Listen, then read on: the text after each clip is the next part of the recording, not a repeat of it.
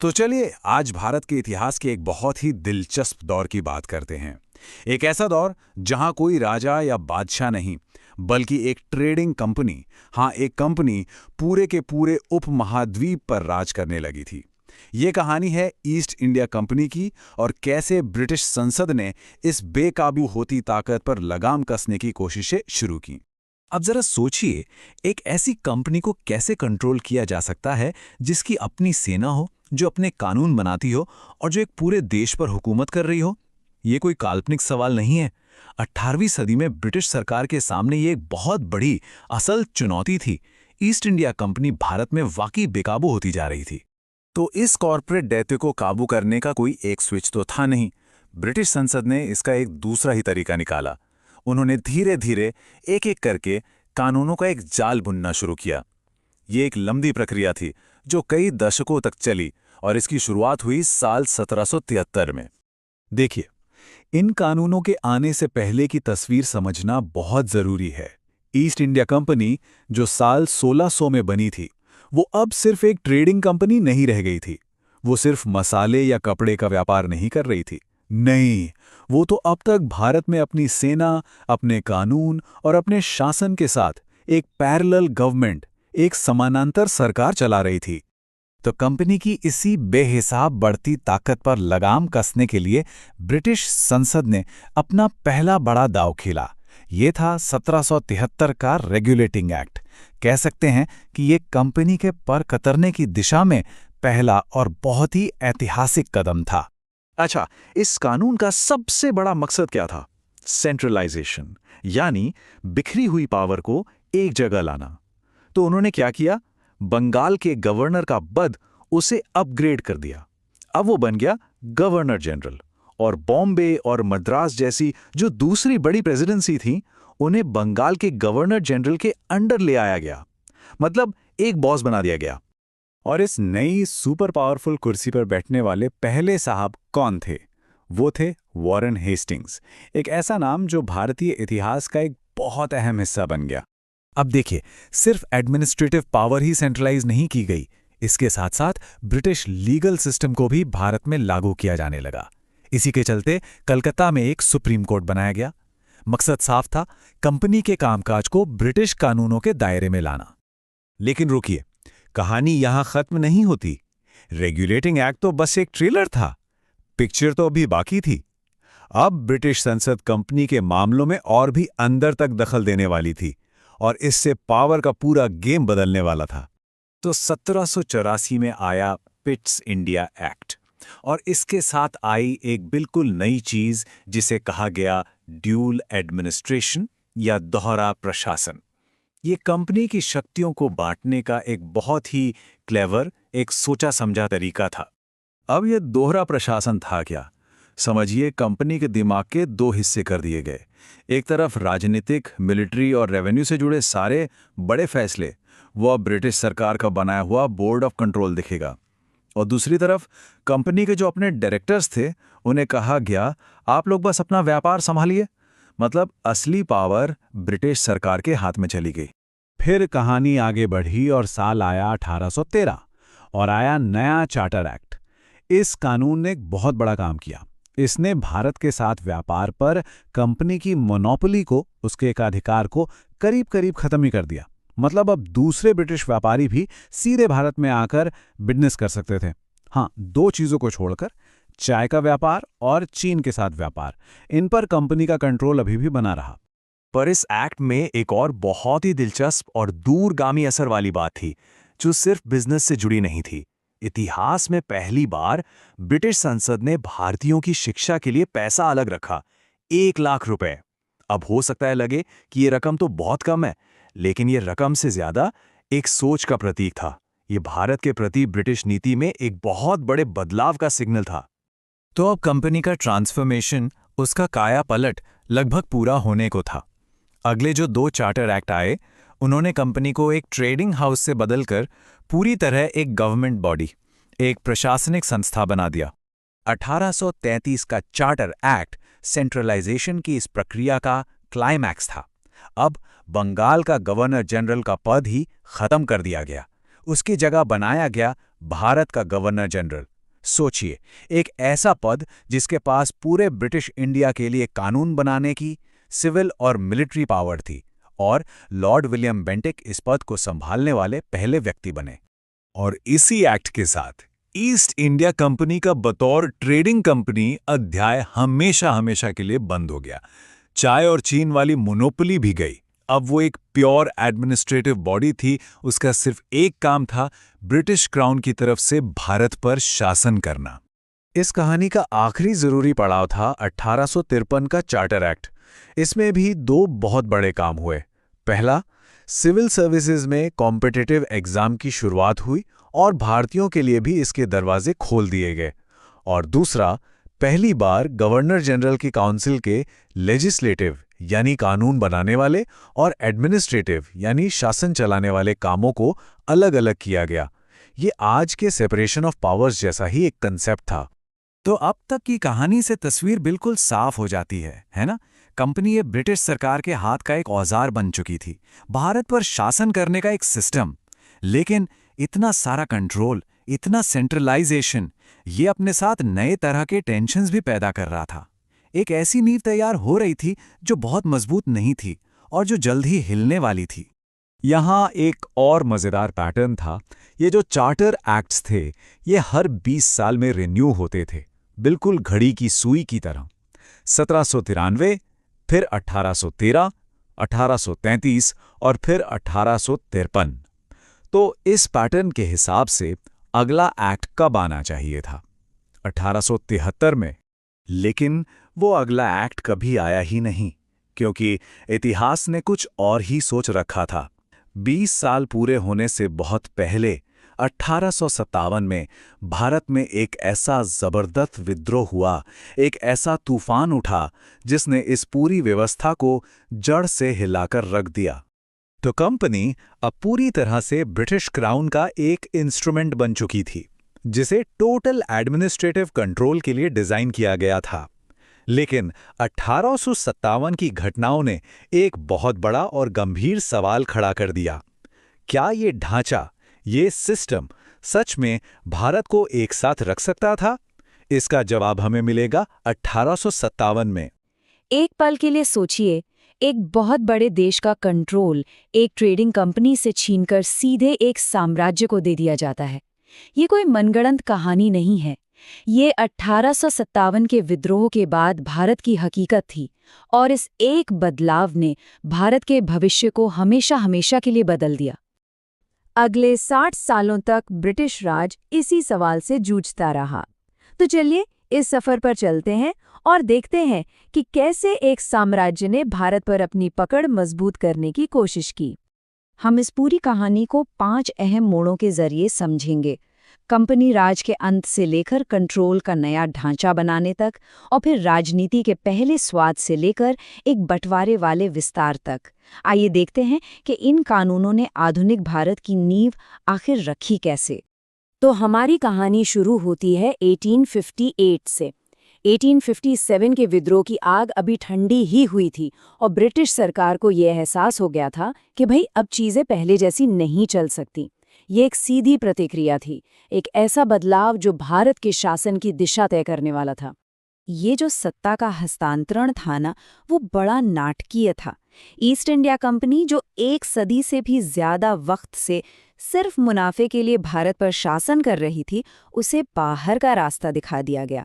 अब भारत पर सीधे ब्रिटिश ताज का शासन था। मतलब व्यापारिक शासन का दौर खत्म हुआ और सीधे शाही नियंत्रण का दौर शुरू हो गया। गवर्नर जनरल से वाइसराय बनना ये सिर्फ एक टाइटल का बदलना नहीं था, ये एक बहुत शक्तिशाली प्रतीक था। वाइसराय अब सिर्फ एक एडमिनिस्ट्रेटर नहीं था, बल्कि वो भारत में ब्रिटिश सम्राट का सीधा प्रतिनिधि था। ये शाही अधिकार का एक नया, ज्यादा सीधा और व्यक्तिगत रूप था। और लॉर्ड कैनिंग भारत के पहले वाइसरॉय बने, जिनके कंधों पर इस नए दौर को आकार देने की जिम्मेदारी आई। लेकिन कंट्रोल की एक और लेयर भी डाली गई। लंदन में भारत के लिए एक राज्य सचिव का पद बनाया गया। इसका मतलब ये था कि भारत से जुड़ा हर बड़ा फैसला अब सीधे ब्रिटिश संसद के कंट्रोल में था। तो ठीक है, ताज का शासन तो आ गया, लेकिन इतने बड़े देश पर राज करने के लिए सिर्फ एक वायसराय तो काफी नहीं है ना। अगला लॉजिकल कदम था कंट्रोल के लिए एक एडमिनिस्ट्रेटिव ढांचा तैयार करना, और यहीं पर 1861 का भारतीय परिषद अधिनियम तस्वीर में आता है। 1861 के एक्ट ने एक बहुत ही सरल लेकिन क्रांतिकारी आइडिया पेश किया, विभागीय प्रणाली। इसको आप ऐसे समझिए जैसे आज की कैबिनेट सिस्टम होती है। हर सदस्य को एक खास डिपार्टमेंट जैसे होम, फिनेंस या लॉ का इंचार्ज बना दिया गया, जिससे प्रशासन पहले से कहीं ज्यादा व्यवस्थित और कुशल हो गया। लेकिन इस एक्ट में एक और बहुत जरूरी बात थी जिसने पावर का पल्ला वाइसरॉय की तरफ झुका दिया। उन्हें इमरजेंसी में अपनी काउंसिल की सहमति के बिना अध्यादेश यानी ऑर्डिनेंस जारी करने का अधिकार दिया गया। ये एक जबरदस्त पावर थी जो असल में वाइसरॉय को संकट के समय में एक तरह से तानाशाह बना देती थी। अब जैसे जैसे 19वीं सदी खत्म हो रही थी, भारत में एक नई लहर उठ रही थी। ये लहर थी राजनीतिक चेतना की। भारतीय अब सिर्फ शासित नहीं रहना चाहते थे, वे शासन में अपनी आवाज चाहते थे। इसके जवाब में ब्रिटेन ने अपनी पहली बहुत ही सतर्क और सीमित रियायतें दी। 1892 का जो एक्ट था ना, वो बड़ा मजेदार था, एक तरह का विरोधाभास। पहली बार भारतीयों को देश के बजट पर बहस करने का हक मिला। ये एक बहुत बड़ा प्रतीकात्मक कदम था। लेकिन जब फैसला लेने की बारी आई तो उन्हें कोई पावर नहीं दी गई। मतलब आप बहस तो कर सकते हैं लेकिन वोट नहीं दे सकते। असली पावर तो अभी भी मजबूती से ब्रिटिश हाथों में ही थी। 20वीं सदी की शुरुआत के साथ ही एक नया अध्याय शुरू हुआ। इस दौर के जो सुधार थे वो दो धारी तलवार जैसे थे। एक तरफ तो उन्होंने भारतीय भागीदारी को बढ़ाया, लेकिन दूसरी तरफ उन्होंने ऐसे बीज भी बोए जो आगे चलकर गहरे विभाजन पैदा करने वाले थे।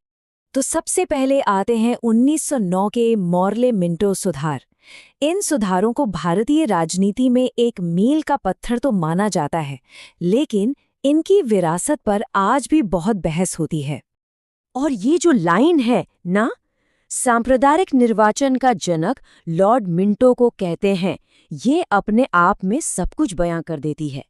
ये एक विभाजनकारी नई नीति में लॉर्ड मिंटो की केंद्रीय भूमिका को उजागर करती है। एक ऐसी नीति जो भारत के राजनीतिक परिदृश्य को हमेशा के लिए बदलने वाली थी। ये कॉन्सेप्ट था पृथक निर्वाचक मंडल का। इसका मतलब बड़ा सीधा था कि मुस्लिम वोटर सिर्फ मुस्लिम उम्मीदवारों को ही वोट देंगे। इसने असल में भारतीय वोटरों को धर्म के आधार पर बांट दिया, जिससे एक ऐसी राजनीतिक पहचान बनी जो धर्म पर आधारित थी, न कि राष्ट्रीयता पर। लेकिन देखिए, इसी एक्ट ने एक पॉजिटिव माइलस्टोन भी सेट किया। पहली बार कोई भारतीय सत्येंद्र प्रसाद सिन्हा वायसराय के एग्जीक्यूटिव काउंसिल यानी सत्ता के सबसे ऊंचे स्तर पर नियुक्त हुए। ये एक प्रतीकात्मक लेकिन बहुत महत्वपूर्ण कदम था। अब एक दशक बाद 1919 के मोंटेग्यू चेम्सफोर्ड सुधार आए और इन्होंने भारत के संवैधानिक विकास को और आगे बढ़ाया। इन सुधारों ने कुछ ऐसे कॉन्सेप्ट्स पेश किए जो आज़ाद भारत की सरकार की बुनियाद बनने वाले थे। इन सुधारों का सबसे पेचीदा और कह सकते हैं सबसे ज़रूरी आइडिया था द्वैध शासन का। ये प्रांतों में एक दोहरी सरकार की प्रणाली थी जिसने प्रशासनिक जिम्मेदारियों को दो अलग अलग कैटेगरी में बांट दिया। और ये बंटवारा एकदम साफ था। सत्ता की असली चाबी जैसे पुलिस, न्याय और पैसा, वो तो ब्रिटिश गवर्नर के हाथ में रही। दूसरी तरफ स्वास्थ्य और शिक्षा जैसे कम संवेदनशील विषय भारतीय मंत्रियों को दे दिए गए। ये सत्ता साझा करने का एक तरह का भ्रम था, जबकि असल कंट्रोल अभी भी अंग्रेजों के पास ही था। तो द्वैध शासन की कमियों के बावजूद 1919 के एक्ट ने सच में आधुनिक लोकतंत्र की नींव रखी। इसने केंद्र में 2 सदनों वाली विधायिका की शुरुआत की, डायरेक्ट इलेक्शन शुरू किए और हाँ, सीमित आधार पर ही सही, महिलाओं को वोट देने का अधिकार भी दिया। ये भविष्य के लिए बहुत महत्वपूर्ण बीज थे। तो जब हम इस पूरे 60 साल के सफ़र को देखते हैं तो एक पैटर्न साफ नजर आता है। हर कानून एक हाथ से कुछ शक्ति देता तो दूसरे हाथ से कंट्रोल और मजबूत कर लेता। और यहीं पर हमारे सामने एक बड़ा विचारोत्तेजक सवाल खड़ा होता है। क्या ये सुधार वाकई आज़ादी की ओर उठाए गए कदम थे, या सिर्फ कंट्रोल बनाए रखने की एक सोची समझी चतुर रणनीति? तो सोचने वाली बात है ना, कि अंग्रेजों के बनाए आखिरी कानून आखिर दुनिया के सबसे बड़े लोकतंत्र की नींव बने कैसे? इसको समझने के लिए चलिए सीधे चलते हैं 1919 से 1947 के उस दौर में, जहां भारत की किस्मत का फैसला हो रहा था। तो हमारी कहानी की शुरुआत होती है 1919 के गवर्नमेंट ऑफ इंडिया एक्ट से। इसको मॉन्टेग्यू चेम्सफोर्ड रिफॉर्म्स के नाम से भी जाना जाता है, और इसने ना गवर्नेंस में कुछ बहुत ही कह सकते हैं बड़े और नए एक्सपेरिमेंट्स किए। और इन एक्सपेरिमेंट्स में जो सबसे बड़ा था वो था द्वैध शासन या डायरकी का कॉन्सेप्ट। अब ये था क्या?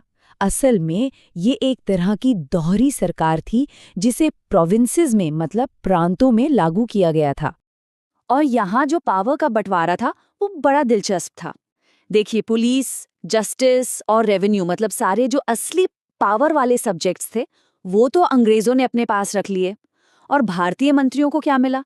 हेल्थ और एजुकेशन जैसे डिपार्टमेंट्स। तो हुआ क्या? हुआ ये कि ये सिस्टम ज़्यादा चला नहीं। क्यों? क्योंकि इसमें भारतीय नेताओं को जिम्मेदारी तो दे दी गई, पर असल पावर मतलब कोई बदलाव लाने के लिए जो ताकत और पैसा चाहिए वो दिया ही नहीं गया। हालांकि ये जो द्वैध शासन वाला एक्सपेरिमेंट था वो तो फेल हो गया, लेकिन 1919 के एक्ट ने भविष्य के लिए कुछ बहुत ज़रूरी बीज बो दिए थे, जैसे सेंटर में 2 हाउस वाली पार्लियामेंट का आइडिया, या फिर पहली बार डायरेक्ट इलेक्शन की शुरुआत। ये वो चीज़ें हैं जो आज भी हमारी संसद की नींव का हिस्सा हैं। चलिए अब थोड़ा टाइम में आगे बढ़ते हैं, सीधे 16 साल आगे 1935 में, और देखते हैं कि कैसे उस दौर का सबसे बड़ा और सबसे डिटेल्ड कानूनी दस्तावेज तैयार किया गया। 1935 का जो ये एक्ट था ना, उसका साइज ही अपने आप में हैरान करने वाला था। सोचिए, 321 आर्टिकल्स और 10 शेड्यूल। ये कोई मामूली कानून नहीं था, ये तो अपने आप में ही एक पूरा का पूरा संविधान लगता था। और इस एक्ट ने एडमिनिस्ट्रेशन का पूरा स्ट्रक्चर ही बदल डाला। इसने प्रांतों से, प्रोविंसेस से वो द्वैध शासन वाला सिस्टम खत्म कर दिया और एक फेडरल कोर्ट बनाया, जो आगे जाकर बना भारत का सुप्रीम कोर्ट। यहीं से, जी हाँ, यहीं से हमें पावर डिवीजन की वो 3 लिस्ट्स मिली जो आज भी इंडियन कॉन्स्टिट्यूशन का एक बहुत बड़ा हिस्सा है। फेडरल लिस्ट, प्रोविंशियल लिस्ट और कॉन्करेंट लिस्ट। मतलब ये लिस्ट्स बताती थीं कि सेंटर और स्टेट्स के पास क्या-क्या पावर होगी। लेकिन ये जो पूरा ब्लूप्रिंट था, ये काफ़ी कंट्रोवर्शियल था। इसको लेकर 2 बड़े नेताओं के व्यूज़ बिल्कुल अलग-अलग थे, और अगर हमें इसकी असली लेगेसी को समझना है तो हमें उन दोनों की बातों को सुनना पड़ेगा। एक तरफ थे जवाहरलाल नेहरू। उन्होंने तो इसे गुलामी का नया चार्टर तक कह दिया था। उनके हिसाब से ये एक ऐसी मशीन थी जिसमें ब्रेक तो बहुत तगड़े थे, पर इंजन था ही नहीं। मतलब ये सिर्फ कंट्रोल करने का एक नया और ज्यादा शातिर तरीका था। तो वहीं दूसरी तरफ हमारे संविधान के आर्किटेक्ट डॉक्टर B.R. अम्बेडकर का नजरिया बिल्कुल अलग था।